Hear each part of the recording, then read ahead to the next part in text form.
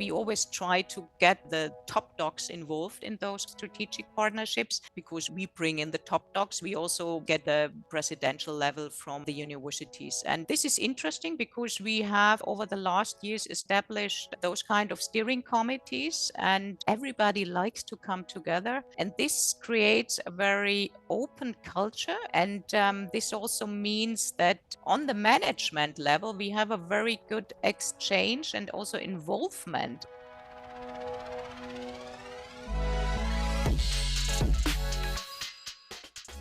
Hello and welcome to the Strategic Partnerships podcast series. My name is Balzhano Razbaeva, Manager Strategic Initiatives at UIN, and I'm your host for today. For this episode, I had a conversation with Natasha Eckert, former Global Head of University Relations and now Senior Consultant at Siemens, about how it has revolutionized university partnerships through their unique ecosystem approach. Stay with us to learn more about the advantages and challenges of this approach and how Siemens manages these intricate ecosystems. It's our biggest pleasure to have Natasha with us from Siemens, where we will be discussing Siemens' ecosystem approach. So Siemens has been running a global strategic cooperation program with selected universities for over 20 years. So there's a lot to unpack in this very rich history. And in 2021, this program was expanded from more than 25 universities to a total of 16 research and innovation ecosystems. So it's a very unique approach to collaboration. It involves a multitude of different stakeholders, research institute and academic startups. And our guest speaker, Natasha Eckert, who is Global Head of University Relations at Siemens, is joining us today to discuss the advantages and some of the interesting challenges of the ecosystem approach and how Siemens manages partnerships within this particular framework. Natasha, thank you so much for joining me today. Welcome to the session. Thank you, Balzhan, and very happy to be here. Of course, we have prepared a number of questions for you, but before we dig in, maybe you can also tell to our listeners and to our attendees today what drives you, how long have you been in this position, and what Siemens is all about? So I'm now with Siemens for 25 years, and for more than half of my time working for Siemens, I'm responsible for the strategic partnership programs with mainly universities. But you will also hear later on that we also broadened our partnership program. I'm coming from the research side. We are linked to the corporate development or corporate R&D department of Siemens. It's a huge department, a global department. We report to the CTO, and that means that our program mainly focuses on research collaboration, on co-innovative programs and projects with the universities.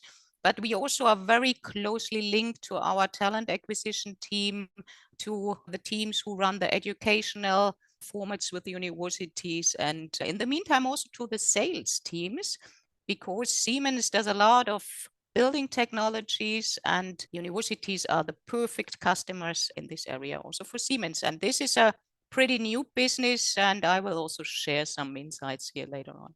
Maybe that could be a good place for us to start. Given Siemens's long history of partnering, I think it would be interesting to also hear what are and what were maybe historically the main drivers and motivations for developing relationships with universities to begin with, but also developing then more strategic partnerships with them. Interestingly, and it's a story that I really love to tell, because when I joined Siemens, it was in 1999. I joined the corporate strategy department, and my boss, he said, oh yeah, you come from university, you have a PhD, so you have to be very familiar with how universities do work, because our human resource colleagues, they want to set up a program with selected universities where they combine research collaboration with the talent acquisition part. So really hiring students via use cases, via collaboration projects, via PhD and master thesis. So this was my first project, the biggest strategic projects I run. And the background, as I already said, is really to combine the different angles, how a company addresses university, mainly research, innovation, talent acquisition, but also education. And rationale behind was a manifold, I would say. So theoretically, every Siemens employee could collaborate with a university. We are a global company, so that means that you have a lot of engagements with universities worldwide.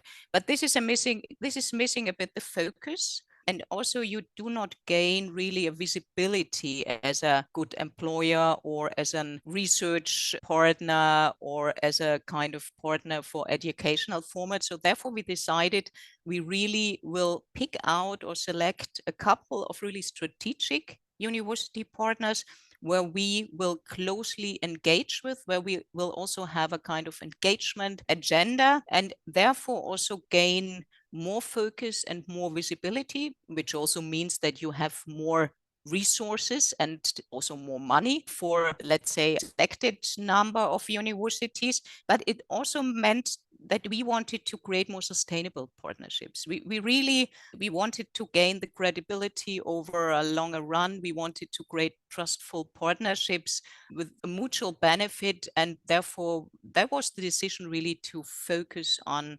selected universities. We started, not surprisingly, for a German-based company, Siemens, in Germany. So the Technical University Munich was the first strategic partner, was nominated in 2001. And then we expanded the network, or at that time, still the Human Resource Department. They expanded the network then all over the world. So that was before the time I joined the team. So I took over this program then in 2008, when the whole partnership program was transferred from, and this is important, from the human resource side more to the research side. That's a very unique approach, I think, especially given that it has been unfolding for many years now, especially the fact that you combine, as you said, different angles. I think it's quite unique, as we haven't seen so many great examples where it would be possible to not only have, say, research and education side of things, but also talent pipeline and employer branding. So I'm very curious to unpack this a little bit further. And whilst you already touched upon some of the elements of that approach, I was wondering if you can provide an overview of this overall strategy that Siemens is pursuing, two strategic partnerships, and how it fosters collaborations with universities, and maybe also outlining some of the key primary objectives that Siemens aims to achieve. So as I mentioned, we are addressing universities from different angles. So the main focus of our strategic program is research and innovation. And this might be just bilateral research or contract research with universities.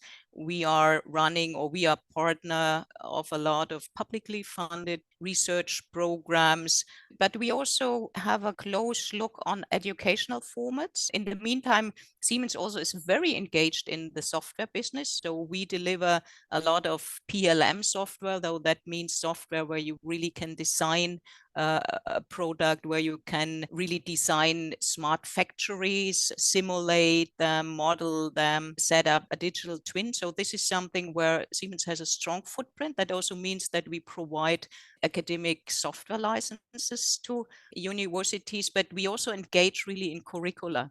So where we offer the software, we also offer the use cases, and then we train the students on the software, or the professors, they use the software. Talent acquisition, I think this is something that is absolutely key for all the industry companies, that we, in a very early stage, also address the students, make Siemens visible as an attractive employer. And this is something where we just use a lot of open innovation formats. We run a lot of student challenges, hackathons, capstone projects in the US. And I think the appealing thing here is that we don't offer some kind of textbook challenges, that we really deliver the real challenges out of our businesses. So from the digital industry part to really fast speed trains in the Siemens Mobility division, the whole building infrastructure and building device industry. So this is something where we, or the people from our businesses, they provide a challenge that we need a couple of fresh ideas here. We need an input from outside, and we want to have students working on our challenges. And as I mentioned, Baljan, the new angle, we always call it this 360 approach to universities, is now also universities are customers of Siemens. So as soon as it comes to digitizing campus or universities, as soon as universities want to make their campus greener, more energy efficient, we deliver products, we deliver services, we even deliver consultancy. And this is also something what we want to achieve, because we do not want to address a university like, let's say, a normal business customer. For mutual benefit, we really want to install devices, install sensors, create or gain data about those kind of sensors. For example, if you just sense the energy consumption, whatever, so a whole campus infrastructure. But then we want really to build on the data. So we then employ PhDs who then can train the data, who can develop algorithms, who can also play then with AI. And this is a kind of where we want to have a comprehensive approach to the universities. That sounds indeed very comprehensive, especially I like what you said about 360 degrees, because indeed it sounds like that. I wonder though, what goes into that approach? Maybe we can unpack that a little bit further and you can describe a bit how you actually make that happen. It sounds super easy and it sounds comprehensive and smart, but as you can imagine, if you are familiar with complex organizations, it's not so easy, because you have the corporate R&D department, so people, really the researchers who have a very deep technical knowledge, and they spend their time in elaborating on very scientific questions sometimes. You have those who have to generate the turnover, the sales, who have to sell the products, but they always have to be at the edge of the portfolio. So they need innovation for their portfolio. Then you have salespeople who have completely other KPIs, because they count the number of new customers, they count the tenders they win, and then you have talent acquisition. So research is more or less very focused on technical university. Talent acquisition, it completely depends. It's an open field. You can find excellent talent everywhere. So bringing all the different expertise and the different specialists at one table, at least in the beginning, even to agree on a selected list of partners, that's a really demanding task. But as I already said, and Baljan, I think we also might elaborate a bit later on the kind of setup we have. We always, for our strategic partners, we have nominated or assigned kind of account managers on the university side. And those account managers are the kind of boundary spanner. So we form teams where you really have the people from universities who know the universities pretty well, who learn about the demands and the offerings from the Siemens side. We have contact persons from our human resource departments. We have people from the businesses, and those kind of tandems, tridems, multi-dems, they then elaborate on a kind of engagement strategy with single universities or even broader ecosystems. Most certainly, I would like to dig a bit deeper into unpacking that setup. And I think maybe that would be a good way for us to then also make a segue towards research and innovation ecosystems, because that was a big change that happened rather recently. So I'm wondering what led to the decision to move from, say, bilateral partnerships that Siemens has been building for many years and maintaining very successfully, to multi-stakeholder engagements within those ecosystems. So there was, frankly speaking, a pretty simple reason. That was that we had some organizational changes within Siemens. 3 years ago, we spun out the whole Siemens energy business. And they were very engaged also in the arena of renewable energy, just hydro, wind, solar, a super interesting research fields for universities, and a highly attractive field also for students to join the company and to work in this area. After the spun out, they decided, unfortunately, to step also out of our approach. The problem was that overnight we lost really a huge part of our overall engagement with the universities. So that was more the internal reason. But our observation for the last year was already that, and you mentioned it perfectly, Baljan, this bilateral engagement. So the university on the one hand side, or one university on the one hand side, Siemens on the other hand side. I think we observed that universities, they were no longer solo players. So they were working in their own innovation ecosystems. They had a lot of, let's say, partnerships with other research institutions. So for example, in Germany, there is a very close link between the universities and the Fraunhofer Institute. So you really have double professorships here, but they have more and more global alliances. And you could see that also with the third mission, universities started to kick off their own businesses to really the so-called academic startup arena, so really to commercialize their own IP. And this was the reason why we said maybe it's too narrow only to focus on one. For example, if we stick to Munich, the Technical University Munich, because in the meantime, Munich had was a very big innovation ecosystem. So you had the Unternehmertum, it's the huge entrepreneurship center there.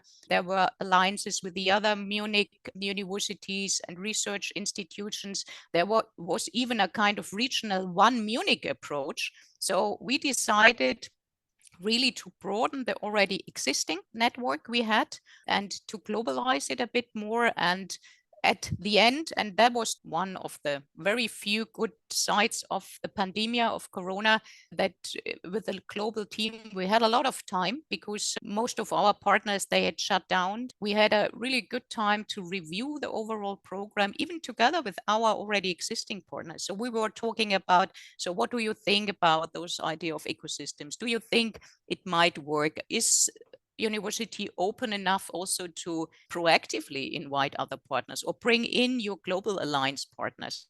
And we got a super exciting feedback at the end then, and you already mentioned it, Baljan, we had the program, the Siemens Research and Innovation Ecosystems. We have 16 of them, a very global setup. We have Siemens, we call them REES, so that's the abbreviation. We have Siemens REES in the US, in Asia, in Europe, and we also try now really to expand the engagements within those ecosystems. And I think one of the impacts we could generate is that from a Siemens side, we made it more attractive even to our Siemens partners, because as I mentioned, we have the software teams, we have the close links to the talent acquisition teams, we have a close connection to the experts working on educational formats. And for them, they were super happy because they said, okay, that's good, because so far we only knew that you focus on technical universities because you find the research excellence at the technical universities. We have a strong relationship with the engineering departments, but they say, okay, if you broaden the network, if you also bring in maybe other companies, this would be excellent. So I think even for the stakeholders we are working for as a university relation team, we could increase really the attractiveness of our strategic partner approach. It's quite visionary, because I from what I hear is that there was an internal need, not only with this planning out of that company, but also just generally internal stakeholders willing to expand the portfolio of different organizations that they're working with. That's very interesting. But it also then adds an additional layer of complexity, of course. Yeah, I mean, exactly. we already discussed how difficult it was to juggle. Absolutely. And Baljan, I completely agree. And I think the big issue is also bringing in more partners does not necessarily means that you have more resources for this, even not more budgets. And this is the tricky part. And you can also, believe me, it's pretty hard to convince our lawyers, so the legal people, that we now need those kind of multi-stakeholder agreements, because they were, I think it was even hard to work with them on long-term bilateral agreements. And now you have even more stakeholders in those kind of engagements. So this is as smart as the idea of the ecosystem sound, as tricky it is really to bring it to life. And it's also interesting to observe the attitude of some of our university partners, because what we did for each of the 16 research and innovation ecosystems, we have again those kind of account managers. They are now responsible not only for their own university, so we have a lead university with an account manager. Again, the Munich ecosystem is mainly driven from TU Munich, but that does not mean that those people working at TU Munich are as open to bring in now professors from the neighbor university, because they have to share.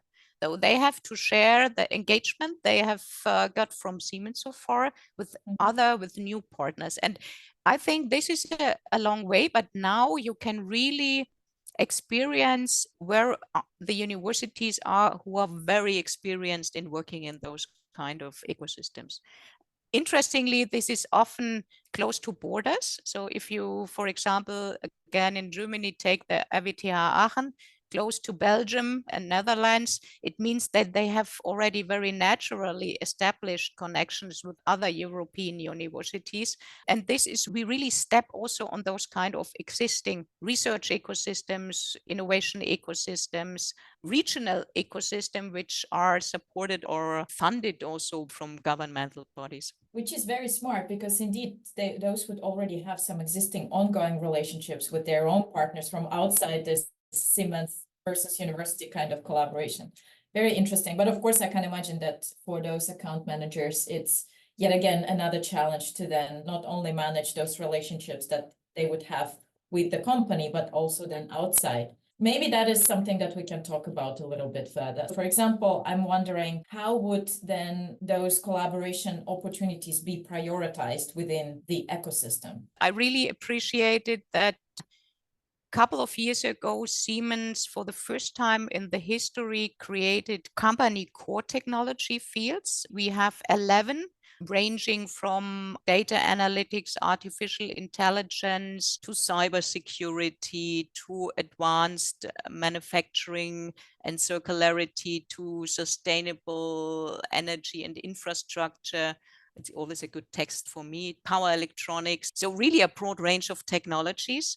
And what we did, a kind of mapping or matching, where we just matched the 11 company core technology fields with our 16 Siemens research and innovation ecosystems to focus, because the issue is always that universities say, okay, seeing the 11 company core technology fields from Siemens, we feel very comfortable to serve on all the 11 fields. And we always say, but we want to learn about your really, where is your research excellence? So are you strong in AI, for example? So we are looking also on rankings, on publication indices, on IP portfolio. And this is also a very theoretical exercise, but it really helps if you predefine those kind of research pockets where you then define the engagements on. So for example, if you take, we have in the UK, a Siemens research and innovation ecosystem, Oxbridge ARC. We have a strong footprint there for sustainable energy and infrastructure. So we bring experts from our side together with the university researchers, and we really define they learn about our challenges, we learn about their expertise, and then we figure out what could be good engagements. Do we assign a contract research projects? Do we assign a couple of PhDs? Do we run a hackathon to access the knowledge of the students more? So all kind of engagements you could imagine. And we have in some of our Siemens research ecosystems then really the very mature form, where we say, okay, for example, especially with Tsinghua University in China, where we have joint labs for predefined research topics for autonomous robotics. We created a kind of joint research lab with the universities where our people were engaged, where people from the university were engaged, and we were driving research together on predefined projects. And they get a kind of investment for 3 years. We had a steering committee, and it was a kind of open place, very welcoming for students who wanted to learn what is Siemens driving research, research on, but who then hands-on could really work there, and yeah, also they write then their master thesis or PhD thesis. What role would other partners then play in these kinds of interaction? Because we're talking about multi-stakeholder collaboration. So far, I've been hearing a lot about universities, but you also mentioned that there are research institutes, startups that are being involved. Yeah, I would say naturally we are involved, as I already mentioned, in governmentally or publicly funded projects, Europe Horizon, DARPA, so different programs all over the world. There we are involved with universities or engaged with universities and research institutes, but we also proactively, for example, if we organize technical workshops on AI, we invite different partners out of the ecosystem, Helmholtz, Fraunhofer, research institutions. If we take a look at Germany, universities there, and again, Baljan, and that's the interesting part, we are entering open doors because they have more and more those kind of cross-partner initiatives. So we hop really on those kind of already cross-partner initiatives on the university side and engage then the different stakeholders. And this also means, for example, if we run conferences on a certain topic, we invite other institutions, even other business partners.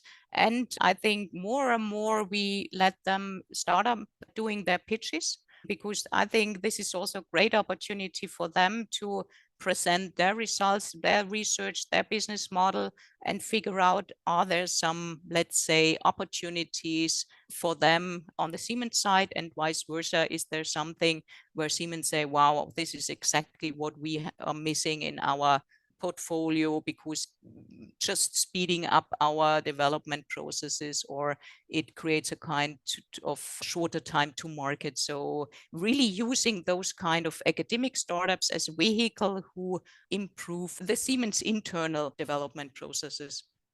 How would you manage all those multiple interests from all sides? If we talk about a conference, it's easy, because as soon as you have an appealing topic, it's easy to get the partners involved, because they are all very, let's say, they are keen on learning about challenges from industry. They are keen on presenting their own research results. Even the startups are keen on presenting their business models. That's the easy part. So if you find an appealing topic and you only invite them, though bringing people together to network, that's easy. If you really set up or drive engagement agendas with your strategic partners, you bring in new professors, it's always, I would say, it's always a kind of continuous expectation management. I think you have create a mutual understanding. So business, and I would not put out Siemens here or exclude Siemens, the businesses are very short-term driven. They have budget cycles of 1 year or even less than 1 year. Universities need a kind of reliability. PhD theses take 3 or more years. So creating a kind of mutual understanding. So what are the motivation? What are the drivers? What are the KPIs? What are the incentive schemes of those two sectors? And this means that you really communicate very openly to each other when setting up new, especially also master research agreements. We even brought our legal team to the table so that they understood the strategic rationale behind a partnership. So they said, okay, now we understand what our researchers or our Siemens experts are seeking from a university, and we better understand how then to set up an agreement. I think bringing them to the front of the table is also very helpful for them to be able to actually see what is going on and what is there for Siemens and what is there for other partners. I know that the approach hasn't been there for very long time. What is it now? 3-4 years? 3 years, I think. But I wonder whether you have any successful examples of those ecosystems that already have some impact that you can highlight. For example, and a very good one is a kind of trilateral seed fund program. There are 3 partners involved, obviously Siemens, but then 2 universities. It's the Technical University in Berlin and Oxford from the UK, so from the Oxbridge Siemens Re. And those 3 DEMs, they get, so we just start with a topic-driven conference. smart grid was one of the first one. So the expert exchanged their, let's say, expertise, their thoughts, the challenges. Then they teamed up, always Siemens, Oxford, TU Berlin. They just applied with a short sketch and they get some seed fund. And the seed fund came from Oxford, from the TU Berlin, and from Siemens. And then they wrote their kind of proposal, and then we jointly applied for national funding, for EU Horizon funding. And this was something where I say you really tap into the full potential of those kind of ecosystems, even a cross ecosystem engagement.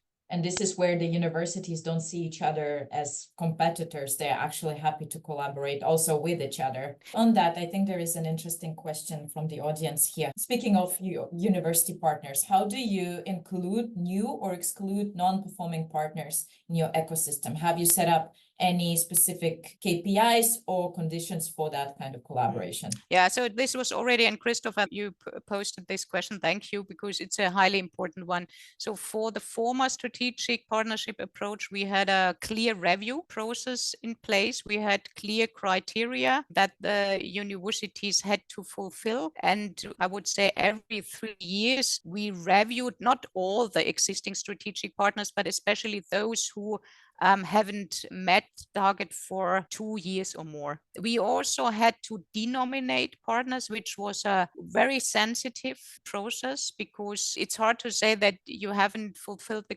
criteria we set to you, but often, and that's the thing, even in ecosystems, research expertise is also a moving thing. So you have new experts at new institutions, professors are changing schools, they move to another university and you move with them. So, and we had, as I mentioned already, portfolio changes where we said, okay, we are no longer involved in those kind of energy related topics. So we have a process in place. We try, and that's a current initiative we have, we try to also apply it to the ecosystem approach, which might be a bit more difficult, but certainly we will also have an eye on the performance of the universities.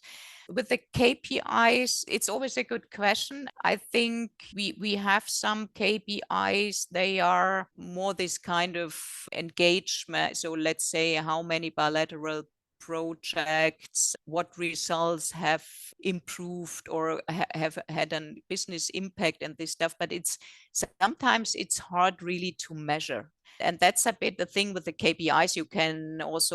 We measure intellectual property that is generated within those kind of collaborative projects, but I'm not really a fan of have to not only define KPIs, but also to apply them very strictly. So what we often do, we do a kind of storytelling, sharing best practices where we say, this is a successful project with the university and the reasons why we think they were successful is whatever. We hired some talent that we created, or they created a new algorithm, which then went into one of our PLM software tools and all this stuff. So it's a mix out of all. And I always say the best thing, if the management wants to have some KPIs, you should propose them from your side, because then you know quite better which might be reasonable KPIs. But often it's, yeah, I would never, let's say, control or even evaluate our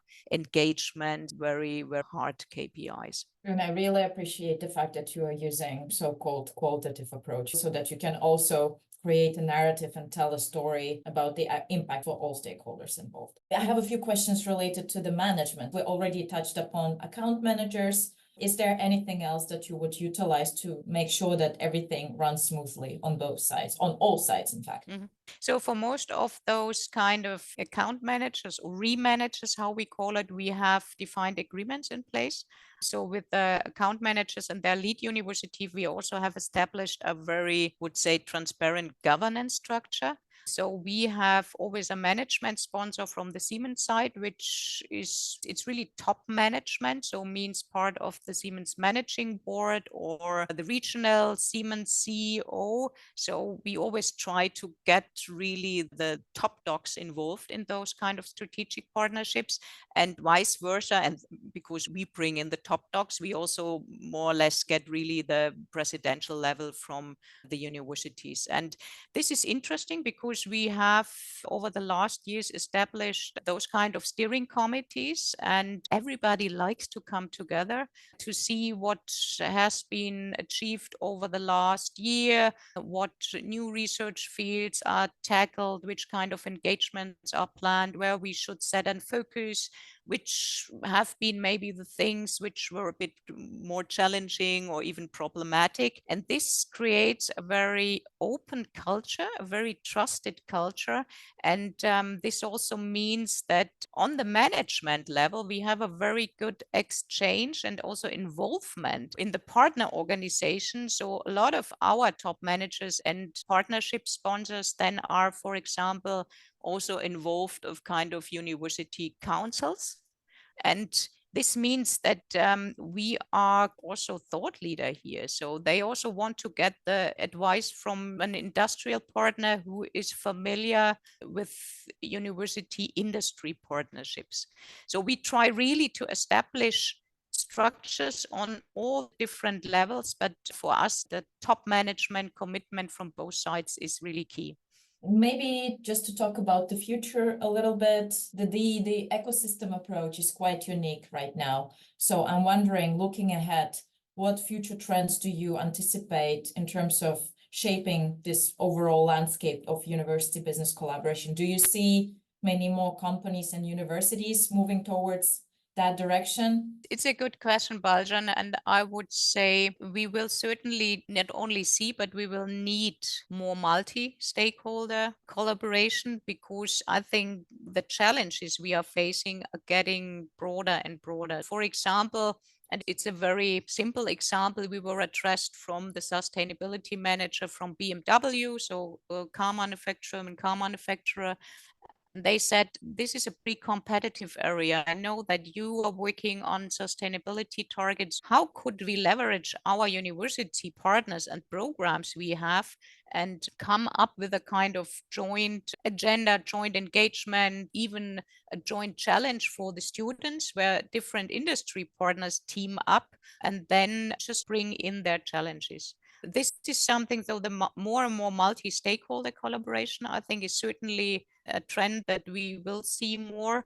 The co-location aspect, I think, and I'm super proud. And yesterday we opened up the new Siemens Technology Center on the research campus of the TU Munich, so Technical University Munich. So we moved 450 of our researchers on the university campus. In the building will be the home for 150 researchers from the TU Munich side, and we also will build a second building in a couple of years. So we will expand this Siemens Technology Center, and it's fantastic to see because we moved in 2 weeks ago, and for me it's like heaven, because you're leaving the Siemens TUM building and you just pop into people from the TU Munich. So for example, I met the director of the Institute for Advanced Studies. We said, oh, let's have a coffee together and then have a chat how we could engage more and how could we use now the Siemens presence on campus to bring more students to you, that they learn what you are doing.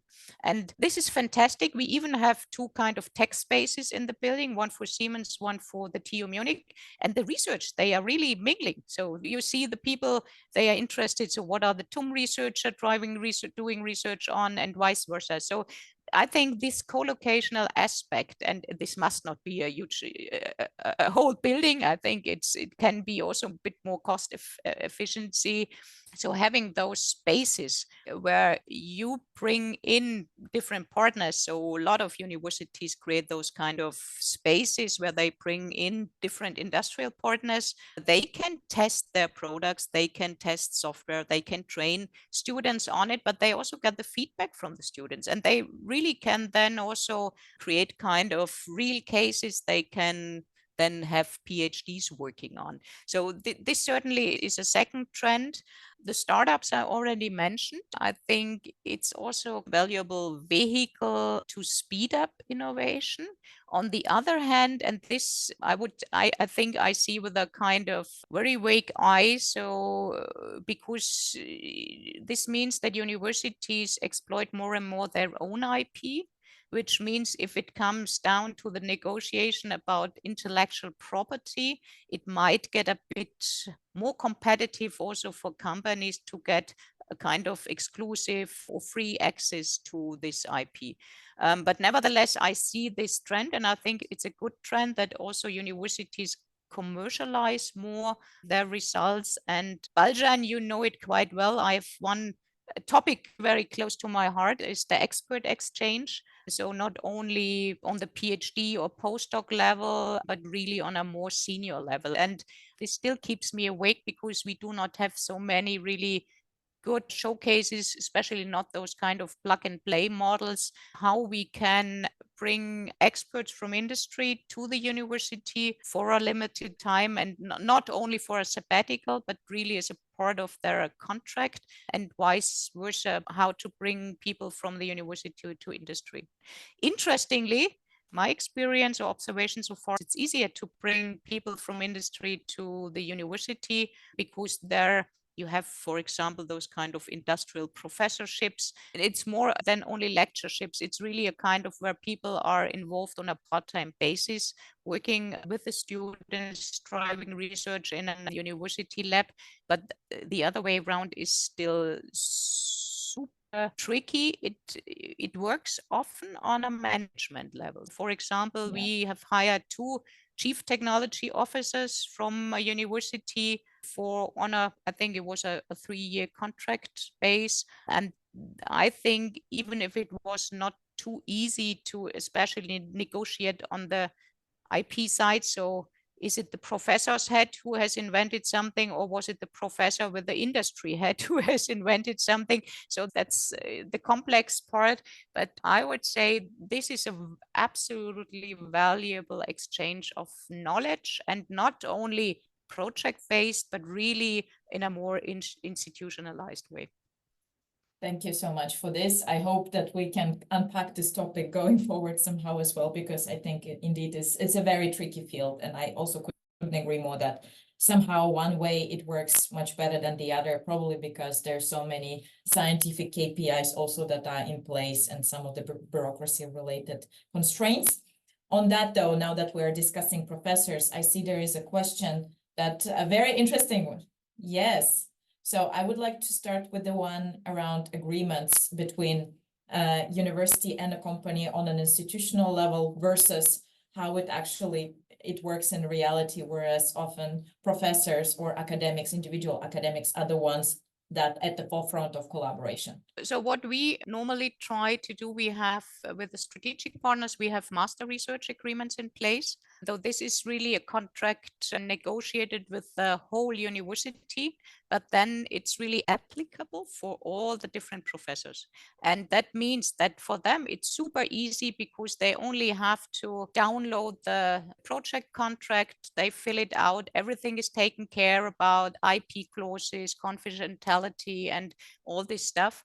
So this is something, most of our master research agreements, it took time to negotiate them once, but as soon as you have them negotiated and signed and in place, it's really a very easy process for the professors to use those or to drive researchers with our experts on the basis of an already just negotiated contract. Because otherwise, if you start a collaboration with a single professors and you really have to start from scratch, I'm not sure if at the end of the negotiation, people have still the interest or the money or whatever to work with each other. Probably it's also not in the interest of a professor to go into this whole negotiation field. Yeah, exactly. And this is exactly what we also experienced, that often the researchers from Siemens and the professor, they said, hey, come on, we take this kind of agreement for joint research. It's an easy thing. And afterwards, everybody said, no, this was not applicable. Why have you used it? So both sides are not happy. So leave the legal stuff really to the experts and leave the time for more discussing about research questions or the project per se. Yeah, it's more like a tool that supports that kind of engagement, which I think totally makes sense. On tools, though, there is another question that I find very interesting. I'm happy about this question, so thank you so much, Daniel. Yes, we are also super proud that we have developed, or we started to develop a kind of Siemens-wide database where you can find all the different research collaboration projects, contracted research, publicly funded research, but we also can see PhD engagements. You can see lectureships, endowed chairs, even sponsorings and donations. I think what we are missing are the software licenses. They are not included, but more or less everything around universities is included in the database. It's an own development. It's called Unico. In the meantime, it's, I think, Unico 3, so third version. And it's accessible for all Siemens employees. And for me, it's such an asset because you really can type in University of whatever. We have everything. Even system partners, because I was tended to say University of Sydney, even University of Sydney is in, and then you can see the history, so the engagement history with the University of Sydney, which kind of projects we have run, what kind of lecturers we have maybe engaged, is there an endowed chair funded by Siemens, and all this stuff. And we do all the analysis out of this to get an overview of what kind of engagement we have, but you also can cluster it. So you can really see, and technology angle, to say in the area of cybersecurity, which are the active partners here? What kind of projects do we drive for them? Are they contracted? Which is the Siemens involved party or partner? So it's a really very comprehensive database. It's super difficult to keep it alive because you have to make sure that everybody who collaborates with the university then also types in the project or fills in the project. We therefore also created a kind of official circular. So it's really mandatory for the Siemens employees to fill the database with their projects. And people, they learn to work with the database because they see also the value for them, because they can even contact a Siemens colleague who's already collaborating with a professor at a certain institution and just ask him, were you happy with the collaboration? What do you think? How do they work? How industry friendly are they? Are there competitors working with this professor? So it's a database that is really intensively also used by our researchers. Great. And maybe we will take last question. Do the university partners also have access to that platform? No. Or is it no? No. It's really a Siemens internal platform. What we created since we started this Siemens ecosystem approach, we also try to create a platform. It's the Siemens Innovation Ecosystem, where we want to include our partners so that they can post challenges or research questions or even post some IP, and our experts then can access this data, but it's still under development. So this really takes time, and you have to make sure that people at the end of the day uses it. But this is really an internal database, and it took us a hard time also with the Workers' Council, interestingly, to get this overall database approved, because you have a lot of personal data in the database also. What a testament to all the great work that has been done in Siemens in this space. Thank you so much, Natasha. Thank you, Baljan. It was super fun, and I could talk for ages. I think same applies to me. Same for applies hours. to me. There are so many questions that we could have unpacked together. Thank you so much, Natasha, and I'm sure it was very helpful for everyone who tuned in today. Thank you to the audience, and thanks for the good questions in the chat. Thank you. Thanks a lot, everyone. See you. Goodbye. Bye-bye. Thank you for listening to today's discussion.